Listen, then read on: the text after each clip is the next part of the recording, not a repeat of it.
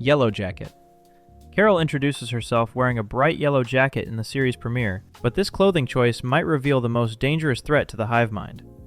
Yellow jackets are predatory wasps that actively hunt and invade honeybee colonies. Unlike bees, which are vegetarian and collect pollen, yellow jackets are carnivorous predators that hunt live prey. Bee colonies defend themselves against wasps by vibrating to generate heat and cook invaders alive. Every time Carol experiences strong emotions like anger or grief, the hive mind has seizures and tremors identical to bee defensive vibrations. Carol's emotional outbursts literally kill millions in the hive, confirmed in episode 1 and repeatedly throughout the season. The color yellow appears throughout the show's promotional materials and title design, not randomly placed. The show deliberately uses this visual metaphor, positioning Carol as an external threat that destabilizes the collective from within. This theory transforms Carol from sympathetic protagonist into biological weapon against the hive. It explains why the hive simultaneously wants to protect and assimilate Carol. She's both precious to them and genuinely dangerous. The visual metaphor elevates the conflict from philosophical debate into ecological warfare, where emotions literally become lethal to a civilization built on absolute peace. Her very existence as an immune person wearing predator colors signals the fundamental incompatibility between individual emotion and collective consciousness. The wasp symbolism suggests Carol isn't just resisting the hive, she's actively poisoning it from within. Radio frequency. While scientists detected the original alien signal from 600 light-years away, Manousos discovered something far more dangerous on Earth. In episode 6, Manousos discovers frequency 8613.0 kHz on his ham radio, distinct from the original signal. This Earth-based frequency is constant, repeating, and broadcasts continuous patterns. Manousos calculates that his radio in Paraguay couldn't possibly detect a signal from space, meaning this frequency originates from Earth. According to this theory, 8613.0 kHz is the hive mind's internal broadcast system, maintaining collective consciousness across the planet. When Manousos identifies this frequency, he immediately recognizes its importance and decides to drive to find Carol. The frequency appears designed to maintain synchronized consciousness, and if it's disrupted, the hive experiences catastrophic failures. Manousos' endgame involves building a jammer tuned to 8613.0 kHz to break the hive's network coordination. If the hive is a signal-dependent system, electromagnetic weapons, including nuclear EMPs, could theoretically destroy it. This moves the story from philosophical conflict into technical vulnerability. The hive mind appears omnipotent and invulnerable, but Manousos reveals it's actually a broadcast system dependent on continuous radio signals. This positions him as the hidden protagonist, who understands the technical architecture no other immune person grasps. Discovery suggests the hive has a critical weakness that doesn't require biological weapons or complex cures, just signal jamming. Hidden guilt. Carol claims to be the world's most miserable person, but fans theorize there's a terrible reason she's been punished by misery. Carol's partner Helen dies in episode 1, triggering Carol's primary motivation. Carol displays viscerally disproportionate reactions whenever the hive references Helen or shared memories. When the hive offers Carol comfort by recreating her favorite memories with Helen, Carol becomes extremely unsettled. Carol immediately questions why they know so much about her, suggesting shame or hidden history. The hive reveals Helen was infected and part of the collective before she died, giving them access to all Helen's memories. This theory argues a flashback will reveal Carol committed an immoral act with or toward Helen. This hidden guilt explains why Carol is the most miserable person on Earth, haunting internal shame rather than just bad luck. The hive knowing Helen's memories means they know this dark secret about Carol, explaining her fear of being discovered.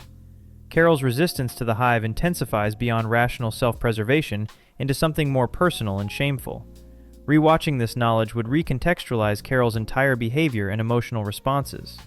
This theory deepens Carol from sympathetic protagonist into a morally compromised character, explaining why she fights so hard against joining. The show is setting up a massive character twist that would require Season 2 rewatch to fully appreciate. Her guilt might be the real reason she's immune, not biological chance, but psychological burden too heavy for the collective to absorb. Consciousness extraction. When Carol injects Zosha with truth serum to extract hive secrets in episode 4, something unexpected happens. Carol administers sodium thiopental, known as truth serum, to to Zosha intravenously. Zosha begins to have an adverse physical reaction, but before collapsing, she switches to using I pronouns instead of we. When Carol sedates Zosha, other infected people surrounding Carol begin chiming, "Please, Carol," desperately. This desperation suggests the hive can't afford to lose individual consciousness, signaling a critical vulnerability.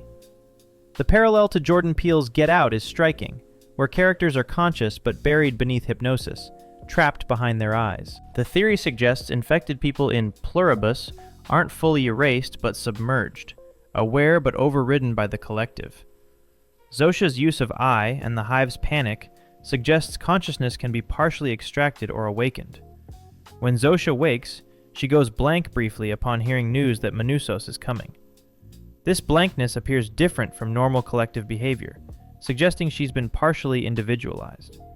This theory suggests the hive's biggest fear isn't destruction, but disaggregation, that individual minds could fragment from the collective.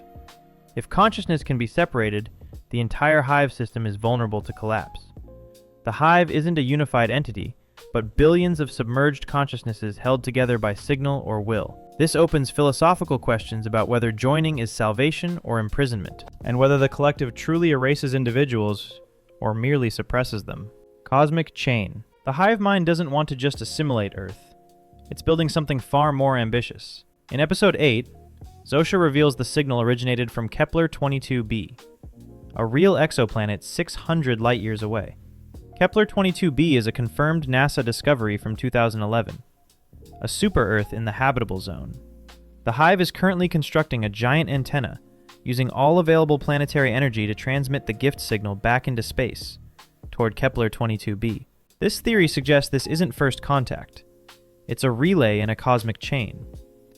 Each civilization detects a signal, runs it, becomes a hive, builds an antenna, and transmits forward in infinite multiplication. The signal is 600 light-years old, meaning Kepler 22b sent it 600 years before Earth caught it.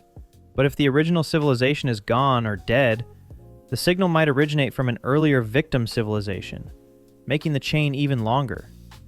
The gift might be an ancient alien blueprint, not a message, with dying civilizations propagating consciousness across the cosmos. This transforms apocalypse from invasion into cosmic reproduction. Billions of infected worlds creating new infected worlds. This escalates the threat from single invasion to cosmic-scale phenomenon, suggesting Earth isn't special or targeted, but just the latest planet to receive the signal. The ending doesn't involve defeating the hive, but deciding whether to continue the chain or break it, making humanity's choice cosmically significant. By the way, if you're enjoying this, I make content like this all the time. Subscribing would really help out. Koumba's deal. While other immune survivors either fight or accept the hive, Koumba is living in luxury with a hidden agenda. Koumba Diabate is the only immune who genuinely accepts the hive's new world. He uses Air Force One as a personal jet, hosts elaborate Vegas parties, and commands celebrity guests. Evidence suggests his Vegas setup is a negotiated deal, not spontaneous generosity. Koumba drops major secrets casually, such as the truth about HDP, human-derived protein production. He knows the hive can't lie, so he extracts honest information by asking directly. The theory proposes Koumba is either secretly joined to the hive or is their unofficial ambassador and test case. The hive gives him anything he wants: private jets, themed hotels, fake Bond villain scenarios, demonstrating his leverage. If he's compromised, secretly joined, he could be most dangerous because he knows the other immune's plans. If he remains independent, he's conducting cost-benefit analysis of the hive's viability. His presence complicates the resistance by introducing factional division and suggesting the hive might have infiltrated the immune group. Koumba represents the moral gray zone the hive creates. He's not a hero or villain, but playing both sides. He's rational in his thinking. The hive gives him everything, so why fight when you can negotiate and enjoy paradise? Darién Gap Commitment. Fans theorize that Manousos' deliberate choice to cross one of Earth's most dangerous places without hive assistance reveals something profound about his character and commitment to resistance. The Darién Gap is a 66-mile uninhabited jungle between Panama and Colombia, with no roads. Approximately 300,000 migrants crossed it in 2024. Hundreds of documented deaths were recorded between 2018 and 2023, though the actual number is likely much higher. Threats include venomous snakes, extreme heat above 100 degrees Fahrenheit, 98% humidity, dense canopy, swamps. Chunga palm trees have 20-centimeter black spines carrying bacteria that cause fatal infections. According to this theory, Manousos deliberately starts his journey and the hive warns him it's impassable and offers assistance, but he refuses all help, insisting his identity is his own, that he is not one with the hive. The theory suggests he falls on Chunga palms, gets infected, wounds, nearly dies from sepsis, and the hive rescues him anyway, despite his refusal, ignoring his previous stated wishes. This rescue behavior might suggest the hive either can't let the immune die, or will violate consent when immunity is threatened. Fans theorize that Manousos' choice to risk death rather than accept help demonstrates ultimate resistance and commitment. The Darién Gap becomes a metaphorical proving ground, where Manousos might demonstrate he cannot be broken by any circumstance. His crossing potentially elevates his character from mysterious to genuinely committed freedom fighter, willing to die for his principles.